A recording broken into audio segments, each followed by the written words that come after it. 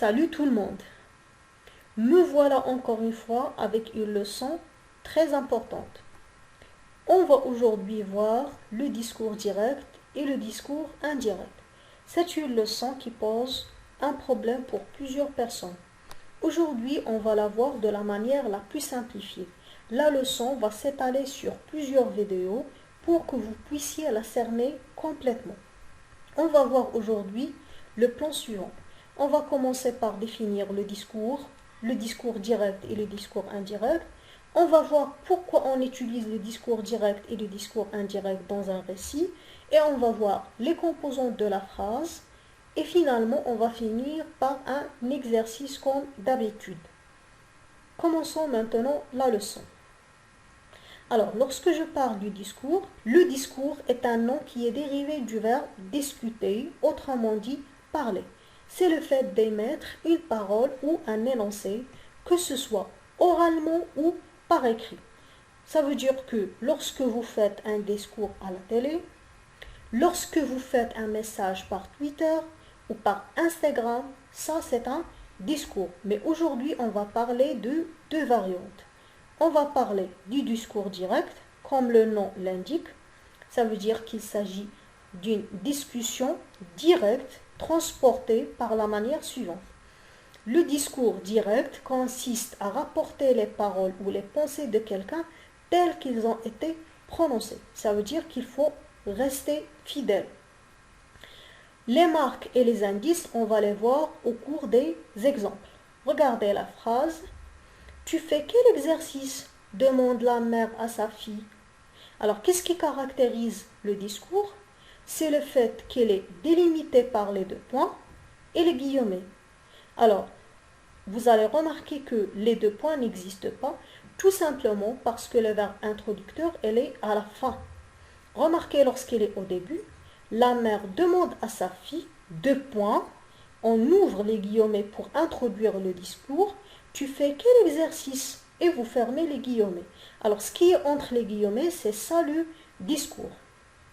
Alors, il y a les deux points, il y a les guillemets, et vous avez aussi un verbe introducteur, qui a le sens du verbe dire. Comme dans la phrase, tu fais quel exercice? Demande la mère à sa fille. Là, vous avez le verbe demander parce qu'il s'agit d'une question. Alors, le même verbe, il est dans la phrase. La différence, c'est que vous avez le choix entre poser le verbe introducteur à la fin ou au début. Les verbes introducteurs sont les variantes du verbe dire. Vous pouvez trouver le verbe déclarer, murmurer, demander, expliquer, affirmer, chuchoter, s'écrier. Il y en a plusieurs. Mais en général, ils sont les synonymes du verbe dire. Dans le discours direct, on garde les signes de ponctuation. Ça veut dire que lorsqu'il s'agit d'une phrase interrogative, comme dans l'exemple, vous gardez le point d'exclamation ou le point d'interrogation. Vous allez sentir la différence lorsqu'on va passer au discours indirect.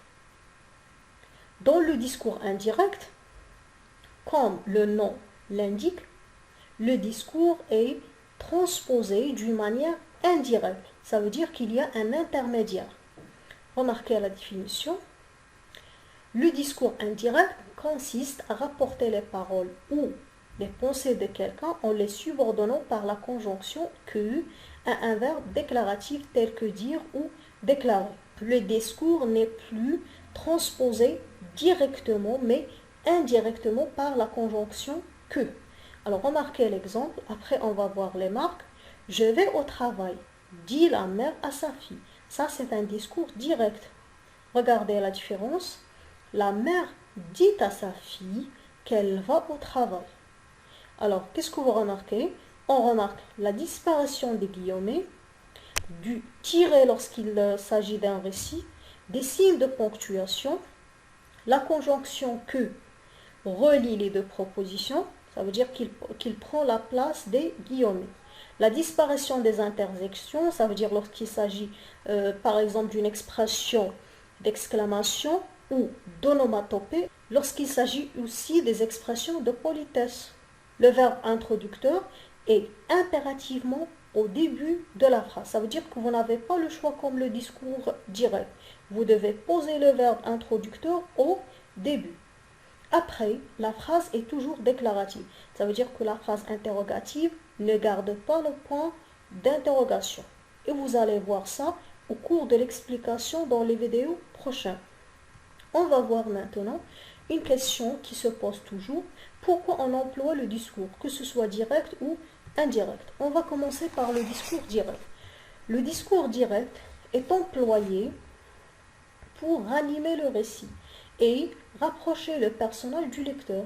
Le personnage est toujours présent dans la narration par son discours, comme dans l'exemple, Paul dit « J'ai envie d'aller au cinéma.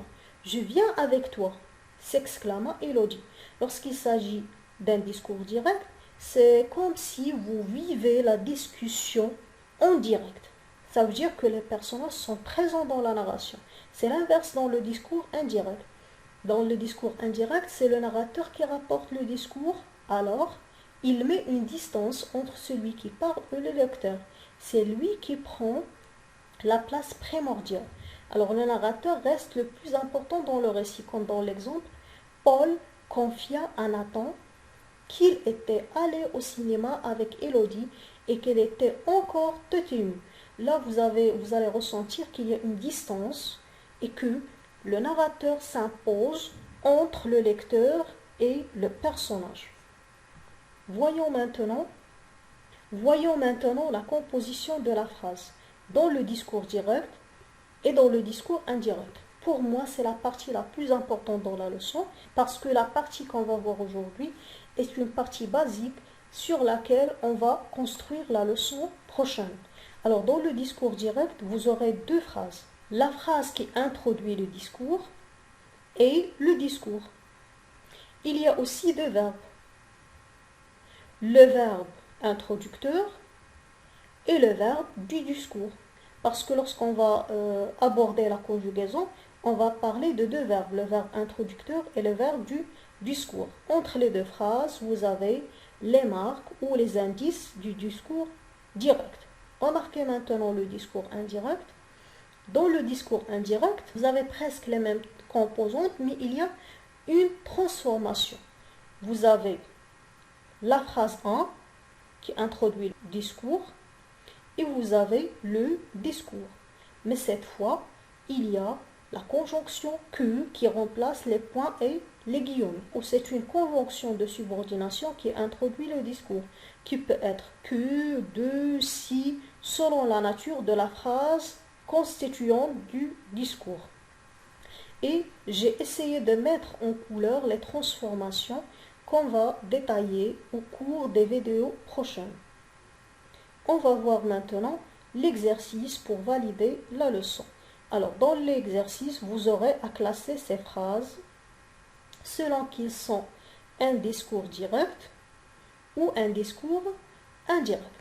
Allez, on va corriger et au fur et à mesure, on va expliquer et justifier. Alors, regardez le tableau. Phrase 1. Le docteur m'a dit, vous avez des problèmes dans la gorge. D'après vous, c'est un discours direct ou indirect? Alors, je vais souligner ici les deux points, les guillemets. Ça veut dire qu'il s'agit d'un discours direct. Le verbe introducteur ici, c'est le verbe dire qui est au passé composé. Le docteur m'a dit que j'avais des problèmes dans la gorge. Alors, vous avez la conjonction que, il n'y a pas de guillemets, alors c'est un discours indirect. Et je fais exprès de choisir la même phrase au discours direct. Après, elle est transposée au discours indirect. Mais je ne vais pas parler des transformations, on va laisser ça après. Dans la troisième phrase, vous avez « Le professeur dit à ses élèves qu'ils auront un contrôle le lendemain ». Alors, vous remarquez qu'il n'y a pas de guillemets, il y a la conjonction « que », alors c'est un discours indirect. Finalement, la quatrième phrase « Le professeur dit à ses élèves « Vous aurez un contrôle demain ». Alors, les guillemets, les deux points, le verbe introducteur, elle est là. Alors, c'est une phrase qui représente le discours direct. Le verbe introducteur, c'est le verbe dire au présent. Alors, j'espère que vous avez saisi la distinction entre le discours direct et le discours indirect, que aujourd'hui, vous avez su qu'est-ce qu'un verbe introducteur. Ça, on va bien sûr le voir au fur et à mesure dans les leçons prochaines. Voilà, je vous laisse. N'oubliez pas de me laisser vos commentaires. À la prochaine.